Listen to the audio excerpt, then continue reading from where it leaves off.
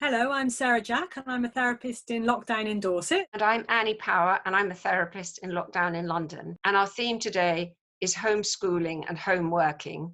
And we're putting the two together because, of course, there are many parents of young children who are doing both of those things, meaning that they're really employed from dawn till dusk and very, very exhausted.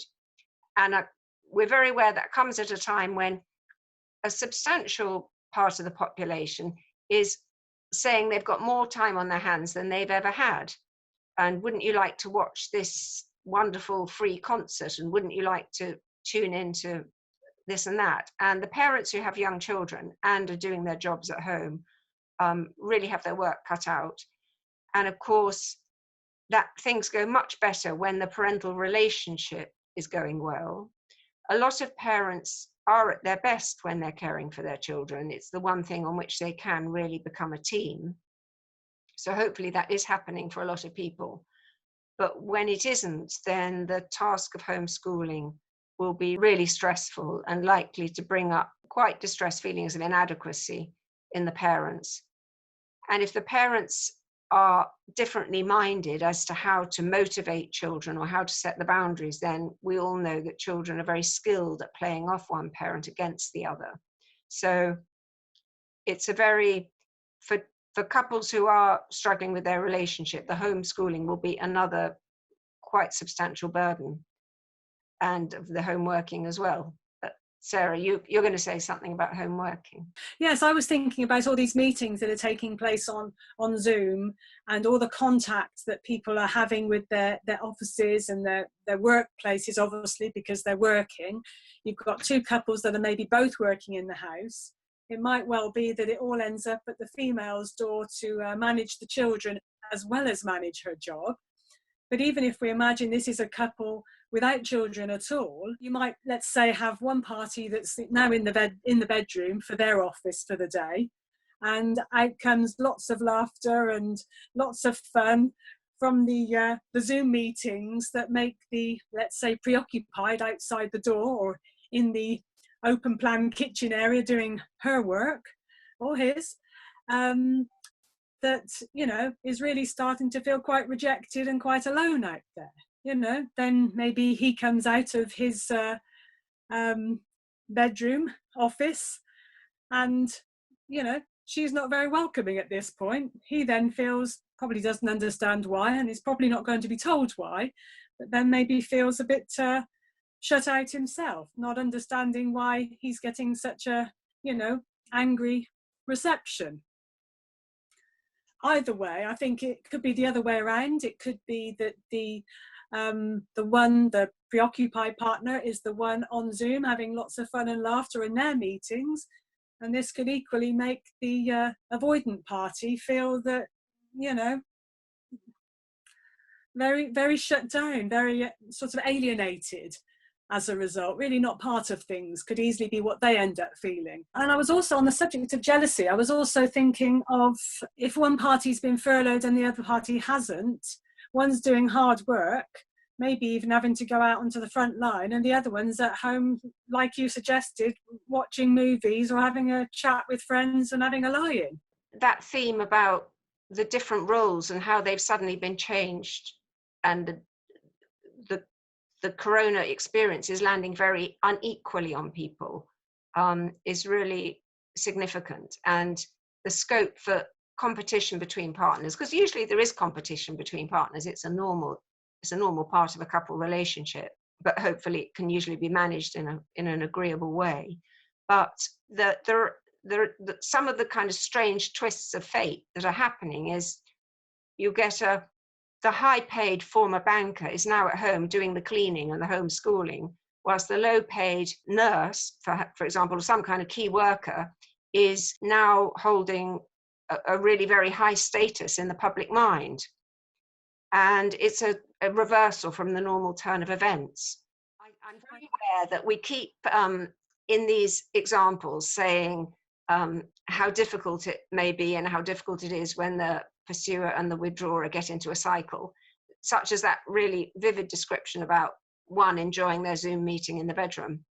And there was something about the bedroom that made it extra troubling, I think, for the person outside the door. We must address the question, what's to be done about this? And I think we may have said in an earlier video, but the kind of recipe that really we offer is simply two things. And the first is recognition that the problem is the pattern. It's not my partner. The problem is not my partner's behavior. It's the pattern we're both drawn into. And it's the vulnerable feelings in me that trigger this, as opposed to my partner triggering it. And then, so step one is recognition. And step two, I think we would call tolerance, becoming able to tolerate the feelings in me that are inclined to set me off, whether it sets me off in the direction of being a pursuer or a withdrawer. So it's one, recognition of that pattern, and two, tolerance of my difficult feelings. Yes, you know, maybe they can feel that they've got a shorthand whereby they can even recognize, if they're able to bear that about themselves, that yes, I've gone into the, you know, the vibey place and you've gone into the critical place, or however they might want to see their pattern in shorthand. I mean, I was thinking about the homeschooling and thinking very much about if let's say the banker that you was referring to is now at home with the children, and homeschooling, you know, for the avoidant party, and let's say he's avoidant, or even she as a banker is avoidant, they often like to kind of have an illusion of perfection. So they don't want to admit to weaknesses, and throwing themselves into suddenly a teaching role, teaching things that they really might be out of their depths with, you know, really might take them a bit too close to, well, feeling quite exposed, really. That's easy to imagine, that an avoidant person in that role, where they have got that perfectionist need, could end up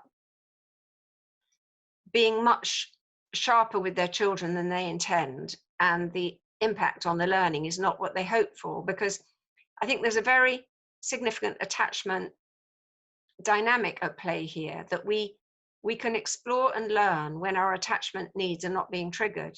So when we feel safe and we feel that our attachment figure, for children that's their parent, for, you know, in this case we're thinking that in a couple it is their partner, that our primary attachment figure is the person who can give us comfort. And if we're troubled, we ideally seek comfort from them.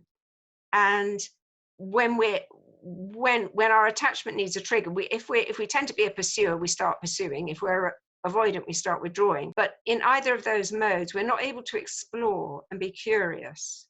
Once our attachment needs are taken care of, and we know that person is available if we should want them, we can learn and be exploratory. I'm hesitating, but am I allowed to do an example from John Bowlby in this? And Sarah's smiling at me. So John Bowlby's apocryphal story for this, it illustrates it so well, is a mother walks into a park with a little toddler, and they go and sit on the bench. And after a moment, the toddler gets up and they see where their mother's sitting. They start wandering off just a little way, looking at whatever they find, whether it's leaves or sticks or flowers or whatever. And they'll glance back to check their mother's there. And that's their way of refueling. And because the mother is accessible, they feel quite safe and they're very exploratory. Then all of a sudden, a big dog bounds up, and the child, it's perfectly obvious what happens. The child runs back to their mother.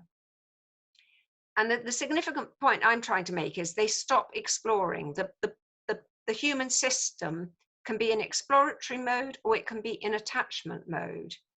And when we're in attachment seeking mode, we can't be curious and explore. That means that for the children, if they're feeling insecure, they'll have trouble doing their homework. And it also means that partners, in these enormous new skills they're being asked to master, of homeschooling particularly, how do I help my child with their maths when I struggle with my own maths, GCSE? The parents, if they're going to learn those skills, they'll do much better if they're feeling secure with each other. So that's where secure attachment is such a blessing all round. That's probably enough for today. Thank you for listening. If you find yourself in a relationship where you are constantly criticised, or as we move on to the rest of this video, dismissed or devalued, put down all the time. If you find there's too much in your relationship and that happens too much of the time, really I think it's important to ask yourself, you know, why would you need that?